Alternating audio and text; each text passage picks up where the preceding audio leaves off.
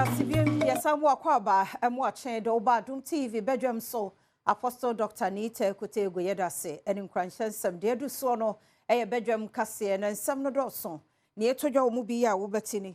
Bibia, we mudia, radia be a quiet at Wim and ne.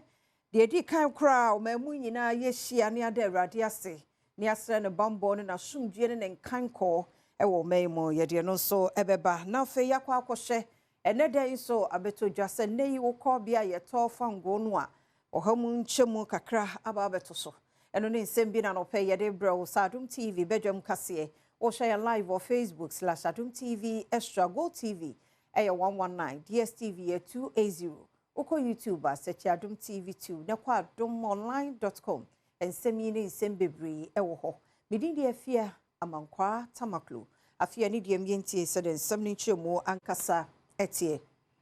And then the radia ye na July bosume no de to so Bawku e won fie mpinu ene adununum ne mu. Yaman pani otie adwa so John Dramani Mahama betna so ano de tu dwa se 1st July bia no ye betu ye hu asi ho so man ya bompa ya de radia se ne asere ne motie e wo mayi mu sasa na ne aba bedru nti ne wo State House no niema ne nhihye ahodo mpanifo ya Adom TV kase etoso.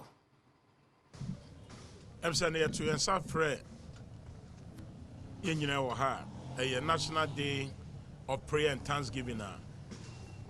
A year of my penny, a day I took my Ghana. Na Ochina, a year 1st of July, and a year Shiemu, I was State House, 4 quarter her, a year and a 8 a.m. officially. I pim non-do. Anopano, that is a free non-watching, Equipim non-do, Anopano, and the Christopher Nyina be Shiemu, Ewaha. Near free Ibeko National Mosque, Ewakanda, Aquaco Tuaso, Aye, Yenuamu Musami for the Ensu Honsu from 12, Ecosia, we are 2. Now the Abesia Casa will be Biara or Wagana, or Yati and Safro. I am saying, Yenu, sir, or Chinanya holiday. Now, holiday no, and the Aquaco Chef Friday, a war. Amanyo Samoa Yasasano, our parliament in Tidia Kanya say, Watchina, the Ossia in Yaya, there was Yetimi 2 and Safre will be Ossia 2 and Safre. And Shishamu, ya Chamber of Oil Marketing Companies, one more yano danady, send July Bosmida, D kind of day, Oko 4 station, noa, a dear Safango no Manimuso. Na what the diesel no your home chemu enum na LPG so ohamu enchemu ebako ebunsem kase no etwaso. Bon shemu bi a Chamber of Oil Marketing Companies wonu mu eye wo de homa ne bobe tu dwa wonu mu echire mu ese ansha fango bobe sanso so ma ne muso e wo stations ahodo obu fango eton e wo my Ghana emo na we ne betimi ahya CF July bosume de dikan afimpinu na eduonu wenum ne emo se Chamber of Oil Marketing Companies wonu mu echire mu de a ahwa petrol boni de betimi akosoro be yo hanchechemu mienu ya diesel bon so betimi akosoro be yo hanchechemu no enum LPG so so a wo ton ne bo ne betimi akosoro be yo hanchechemu ne baako na kire se efi February bosume e wa afimpinu na eduonu wenum ne mu eba no we ni de dikan a fango bo akosoro abra CEO Emma Chamber no Dr. Riverson upon a train semimu a conference be or share some tramantam ne moase no or the two just say I found one impenium for man a body but two jano muchrum say or more person the energy sector levy eba said the bay don't swear to be to me a child or my Ghana mono no one madin can you munch money dada ya no more who say every July but some day dika fimpenu and they do not know no more elcron fango bo every man muso. Director General da CID ano ye DCOP Lydia Donko na ene wadi atudwa assignment Sunday one monsa aka every Kane Managing Director Wada Gihog Distilleries and Maxwell Kofi Juma na meka se o CID 4 headquarters one watna ya wobwa amanhwehwemu akoso. So Kofi Juma, yes, that's accurate. Mr. Maxwell Kofi Juma was arrested based on a complaint that was, or a petition that was submitted to us by the Gihok Distilleries Company Limited. We received a petition to the effect that some vehicles which were the property of that company had been stolen by the said Maxwell Kofi Juma. warrants for arrest was properly secured, and that was the basis for which he was arrested, and he's in our custody at the CID headquarters and is assisting with investigation. I must mention that as at this afternoon, we have retrieved 3 vehicles, so the said vehicles that were stolen by him have been retrieved. So he's really assisting us with the investigation, and then we will take it up from there. Yes. There was CID from Pennyford, Juma, one more a Yemudia, make us say Ghana this year bed, your soon and seer. Ya won't could in Nipabon 4 Q net 4 and Samono, one more Ajawon, Nipan son, Ghana 4 a Kahon, and Yachre one more Yachibi war Nigeria, na Enuachi Abdul Mumun Adams, and China 4 do and so Yachre one. On should 2 from a good year, any who coins or mutu watch him a menacey, and will pay a man to one. Also see I did this answer me etuja. The next issue is the Interpol business regarding the trafficked QNet victims. The Ghana Police Service, once again, working with our counterparts in Nigeria, have worked on cases involving victims of a QNet scheme.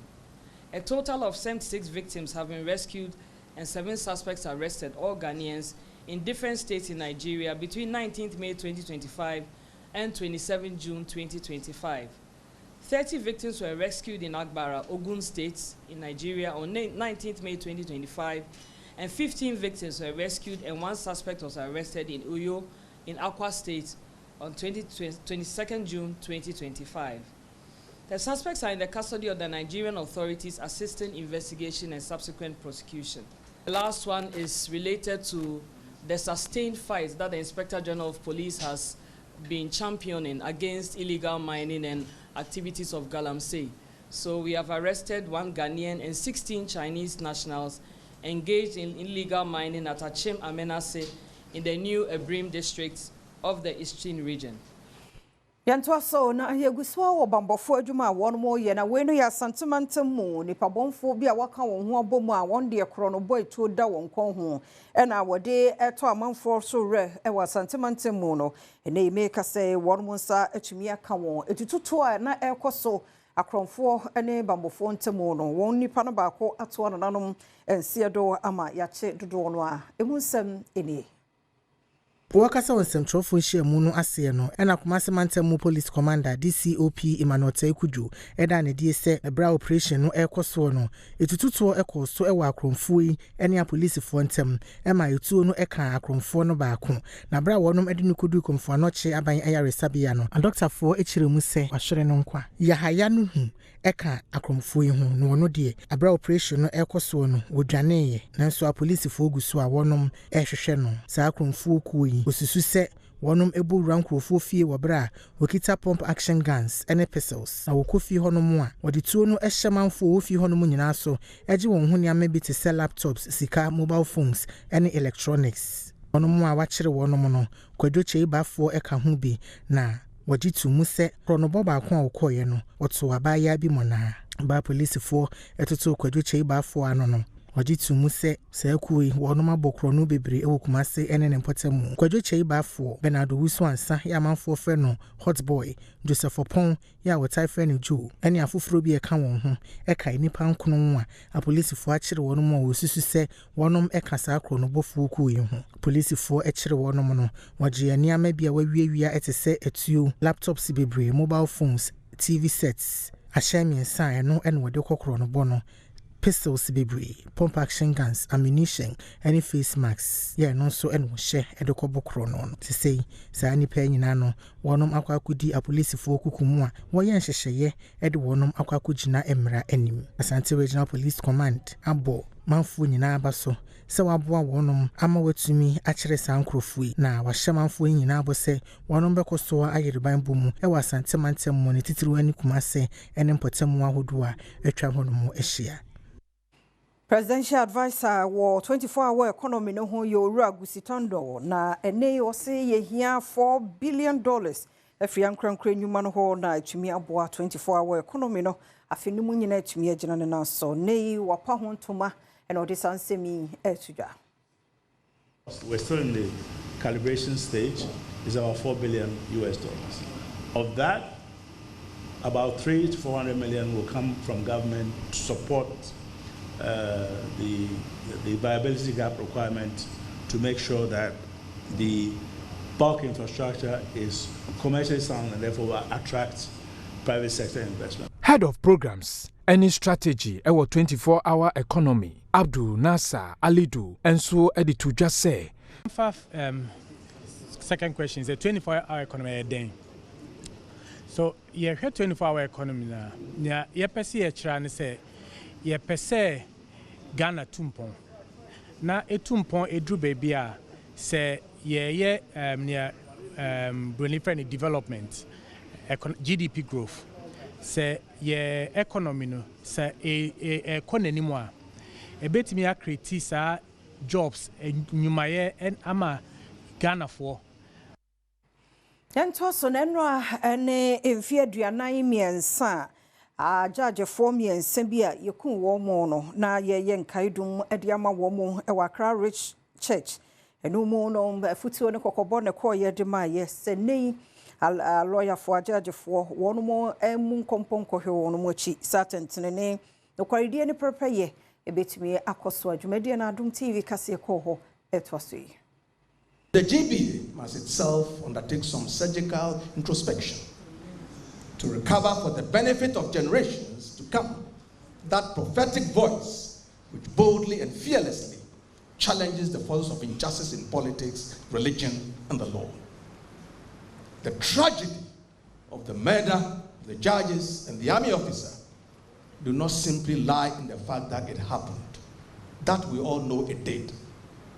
It lies in the fact that some people do not see the fuss in these celebrations. Efuagati Air President Awada Ghana Bar Association and also Edison Semi Tuja Ewujumedi Nase. On this day that we need to honor the memory of the martyrs of the rule of law, let us resolve as a nation to do ourselves proud and humbly walk away from settling scores endlessly, as we are one nation with one destiny. The Ghana Bar Association reiterates its call to insulate the judiciary from any interference whatsoever. Yatwaso Adom TV Badwam kase na oguso ehwe no medindi afia amankwa tamaklu. Na Ghana Statistical Service mpenifo se won bu nkompa enipa be 4.8 million eye nipa bi a won wo oman Ghana mu a won eti ohia bubro emu ya efie anase efi Teshia ahodo 1.5 million and so ewo cruise kroto ahodo no emo we aban kuntabuni Dr. Alhassan Idrisu and the sansemi etuja. 57% of households or 4.8 million households are in urban areas. 3. 46.1% of urban households or over 2.2 million households are living in slum conditions. 3.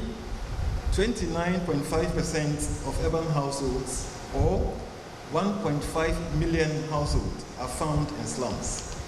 Roughly 30.8% of urban population or 4.8 million people are living in slums, a ratio that exceeds the global average of 24.7%, but lower than the sub-Saharan African average of 53.9%.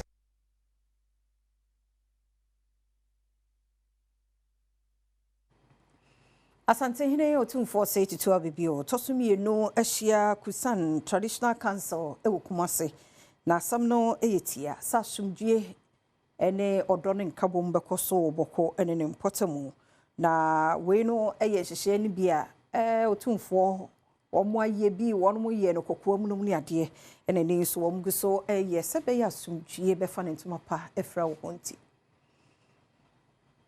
Asante hene otumfo say to ye otoso emienu ene Kusan Traditional Council ehia ye ewo Kumase we ne nyana no we kan hyehye ampanyefo die egu akwama wo hwese aheni ho mansotwe ekoso boko ombetumi asisi na asomdwe etumi afa ne ntoma pa efra eno nti senhyemu ya wade hyehye so no imusuaku efa won mo ho woto wonsa ede frɛ won mo ya won mo esi nkonwa edi nkomo ede fa domo nyina betumi aya ebeboa ama apa ismantam na mo asomdwe afa ne ntoma pa efra beye mfi bebre eni ena mamprosi ena kusasifo won mo ante won mo ho ase ena maheni ho nsensem bia etakofa ntokwa ede ba won mo empotane mo na se Ghana ade hyebehye ne nso a oforiso bosumi afi mo no asantehene ede nam yensa esi hono mo a ofre musuaku nyina kopie mu e wo manhia hemfi ye no e wa santimantem mu ya na we no boko na aba eka ho ebi nhyehyeye ya asantehene wotumfo setutu toso emienu ede egu akwama wo hwese musuaku emienu obetumi asisi won mo entam no e ya ade Ghana aban no